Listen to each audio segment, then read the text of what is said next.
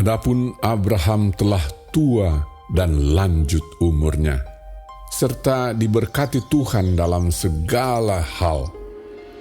Berkatalah Abraham kepada hambanya yang paling tua dalam rumahnya, yang menjadi kuasa atas segala kepunyaannya, katanya, "Baiklah, letakkan tanganmu di bawah pangkal pahaku, supaya aku mengambil sumpahmu demi Tuhan, Allah yang empunya langit dan yang empunya bumi, bahwa engkau tidak akan mengambil untuk anakku seorang istri dari antara perempuan Kanaan yang di antaranya aku diam.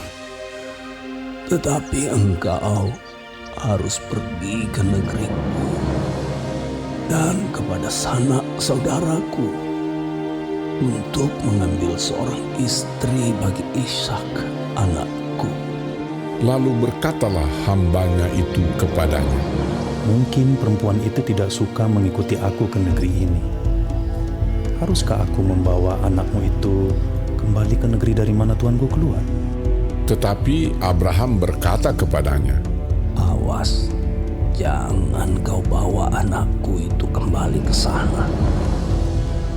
Tuhan, Allah yang empunya langit, yang telah memanggil aku dari rumah ayahku serta dari negeri sanak saudaraku, dan yang telah berfirman kepadaku serta yang bersumpah kepadaku demikian, kepada keturunanmu lah akan kuberikan negeri ini.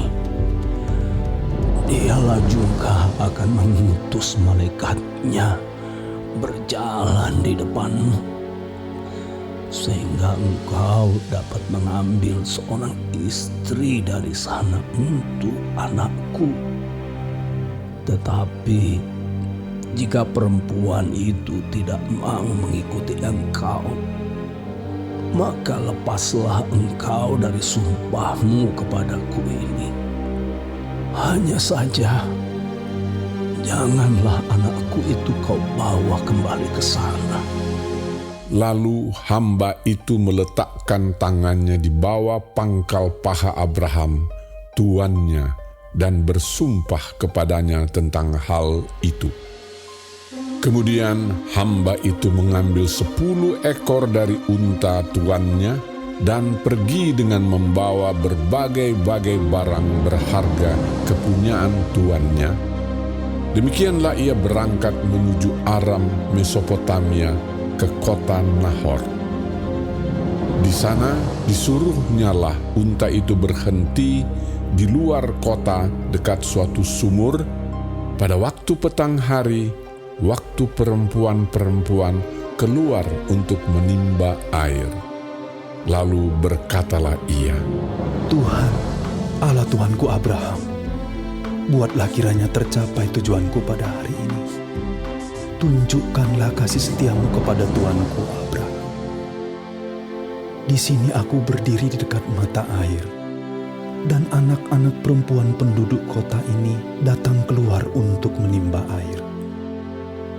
Kiranya terjadilah begini, anak gadis, kepada siapa aku berkata, 'Tolong miringkan buyungmu itu, supaya aku minum,' dan yang menjawab, 'Minumlah, dan unta-untamu juga akan kuberi minum.' Dialah kiranya yang kau tentukan bagi hambamu Ishak. Maka dengan begitu akan kuketahui bahwa engkau telah menunjukkan kasih setiamu kepada tuanku itu." Sebelum ia selesai berkata, maka datanglah Ribka yang lahir bagi Betuel, anak laki-laki Milka, istri Nahor, saudara Abraham. Buyungnya dibawanya di atas bahunya. Anak gadis itu sangat cantik parasnya, seorang perawan, belum pernah bersetubuh dengan laki-laki. Ia turun ke mata air itu dan mengisi buyungnya, lalu kembali naik. Kemudian berlarilah hamba itu mendapatkannya serta berkata, "Tolong beri aku minum air sedikit dari buyungmu itu." Jawabnya, "Minumlah, Tuan." maka segeralah diturunkannya buyungnya itu ke tangannya, serta diberinya dia minum. Setelah ia selesai memberi hamba itu minum, berkatalah ia, "Baiklah, untuk unta-untamu juga kutimba air, sampai semuanya puas minum." Kemudian segeralah dituangnya air yang dibuyungnya itu ke dalam palungan, lalu berlarilah ia sekali lagi ke sumur untuk menimba air, dan ditimbanyalah untuk semua unta orang itu. Dan orang itu mengamat-amatinya dengan berdiam diri untuk mengetahui apakah Tuhan membuat perjalanannya berhasil atau tidak. Setelah unta-unta itu puas minum, maka orang itu mengambil anting-anting emas yang setengah sikal beratnya, dan sepasang gelang tangan yang 10 sikal emas beratnya, serta berkata, "Anak siapakah engkau? Baiklah, katakan kepadaku, adakah di rumah ayahmu tempat bermalam bagi kami?" Lalu jawabnya kepadanya, "Ayahku Betuel, anak Milka, yang melahirkannya bagi Nahor. Lagi kata gadis itu, Baik jerami, baik makanan unta, banyak pada kami. Tempat bermalam pun ada." lalu berlututlah orang itu dan sujud menyembah Tuhan serta berkata, "Terpujilah Tuhan, Allah Tuanku Abraham, yang tidak menarik kembali kasih-Nya dan setia-Nya dari Tuanku itu. Dan Tuhan telah menuntun aku di jalan ke rumah saudara-saudara Tuanku ini." Berlarilah gadis itu pergi menceritakan kejadian itu ke rumah ibunya. Ribka mempunyai saudara laki-laki, namanya Laban. Laban berlari keluar mendapatkan orang itu ke mata air tadi. Sesudah dilihatnya anting-anting itu dan gelang pada tangan saudaranya, dan sesudah didengarnya perkataan Ribka, saudaranya, yang bunyinya, "Begitulah dikatakan orang itu kepadaku." ia mendapatkan orang itu yang masih berdiri di samping unta-untanya di dekat mata air itu dan berkata, "Marilah engkau yang diberkati Tuhan, mengapa engkau berdiri di luar? Padahal telah kusediakan rumah bagimu dan juga tempat untuk unta-untamu." Masuklah orang itu ke dalam rumah. Ditanggalkanlah pelana unta-unta, diberikan jerami dan makanan kepada unta-unta itu, lalu dibawa air pembasuh kaki untuk orang itu dan orang-orang yang bersama-sama dengan dia. Tetapi ketika dihidangkan makanan di depannya, berkatalah orang itu, "Aku tidak akan makan sebelum kusampaikan pesan yang kubawa ini." Jawab Laban, "Silakan." lalu berkatalah ia, "Aku ini hamba Abraham. Tuhan sangat memberkati tuanku itu, sehingga ia telah menjadi kaya. Tuhan telah memberikan kepadanya kambing, domba, dan lembu sapi, emas dan perak, budak laki-laki dan perempuan, unta dan keledai. Dan Sara, istri tuanku itu, sesudah tua, telah melahirkan anak laki-laki bagi tuanku itu. Kepada anaknya itu telah diberikan tuanku segala harta miliknya. Tuanku itu telah mengambil sumpahku, engkau tidak akan mengambil untuk anakku seorang istri dari antara perempuan Kanaan yang negerinya kudiami ini. Tetapi engkau harus pergi ke rumah ayahku dan kepada kaumku untuk mengambil seorang istri bagi anakku." Jawabku kepada tuanku itu, "Mungkin perempuan itu tidak mau mengikut aku." Tetapi katanya kepadaku, "Tuhan, yang di hadapannya aku hidup, akan mengutus malaikatnya menyertai engkau, dan akan membuat perjalananmu berhasil, sehingga engkau akan mengambil bagi anakku seorang istri dari kaumku, dan dari rumah ayahku. Barulah engkau lepas dari sumpahmu kepadaku. Jika engkau sampai kepada kaumku, dan mereka tidak memberikan perempuan itu kepadamu, hanya dalam hal itulah engkau lepas dari sumpahmu kepadaku. Dan hari ini, aku sampai ke mata air tadi. Lalu kataku, Tuhan, Allah Tuanku Abraham, sudilah kiranya engkau membuat berhasil perjalanan yang kutempuh ini. Di sini aku berdiri di dekat mata air ini. Kiranya terjadi begini. Apabila seorang gadis datang keluar untuk menimba air, dan aku berkata kepadanya, tolong berikan aku minum air sedikit dari buyungmu itu. Dan ia menjawab, minumlah, dan untuk unta-untamu juga akan kutimba air. Dialah kiranya istri yang telah Tuhan tentukan bagi anak tuanku itu. Belum lagi aku habis berkata dalam hatiku, Ribka telah datang membawa buyung di atas bahunya dan turun ke mata air itu, lalu menimba air. Kataku kepadanya, tolong berikan aku minum. Segeralah ia menurunkan buyung itu dari atas bahunya serta berkata, minumlah, dan unta-untamu juga akan kuberi minum. Lalu aku minum, dan unta-unta itu juga diberinya minum. Sesudah itu aku berkata kepadanya, anak siapakah engkau? Jawabnya, ayahku Betuel, anak Nahor yang dilahirkan Milka.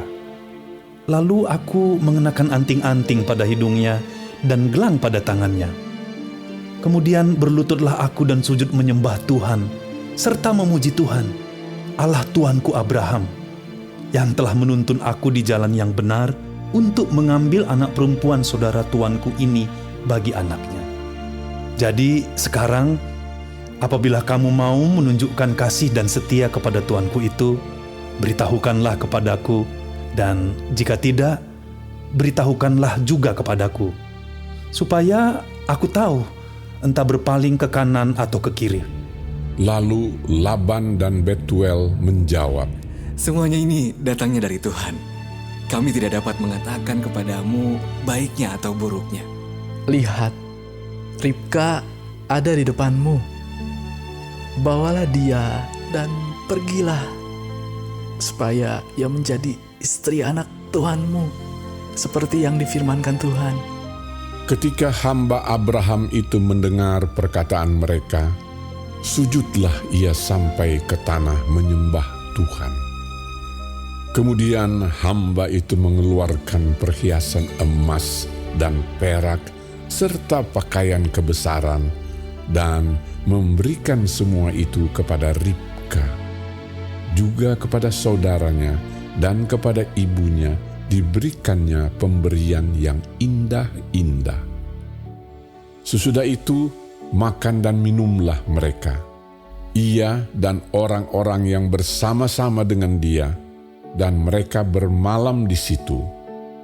Paginya sesudah mereka bangun, berkatalah hamba itu, "Lepaslah aku pulang kepada tuanku."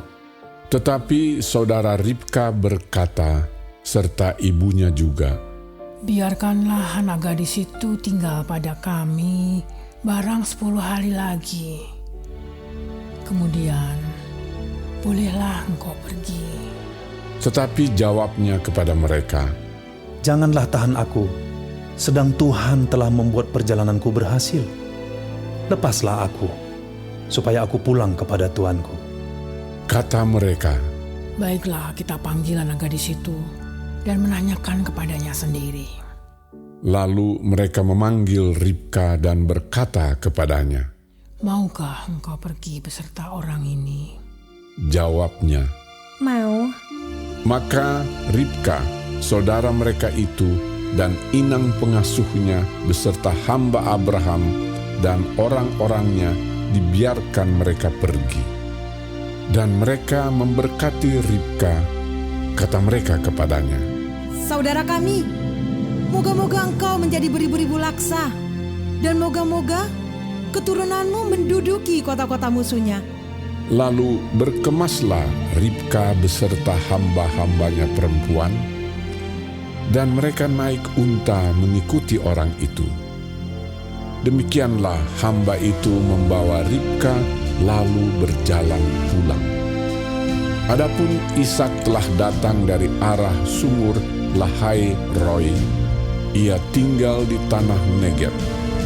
Menjelang senja, Ishak sedang keluar untuk berjalan-jalan di padang. Ia melayangkan pandangnya, maka dilihatnyalah ada unta-unta datang. Ribka juga melayangkan pandangnya, dan ketika dilihatnya Ishak, turunlah ia dari untanya. Katanya kepada hamba itu, "Siapakah laki-laki itu yang berjalan di padang ke arah kita?" Jawab hamba itu, Dialah tuanku itu. lalu Ribka mengambil telekungnya dan bertelekunglah ia. Kemudian hamba itu menceritakan kepada Ishak segala yang dilakukannya.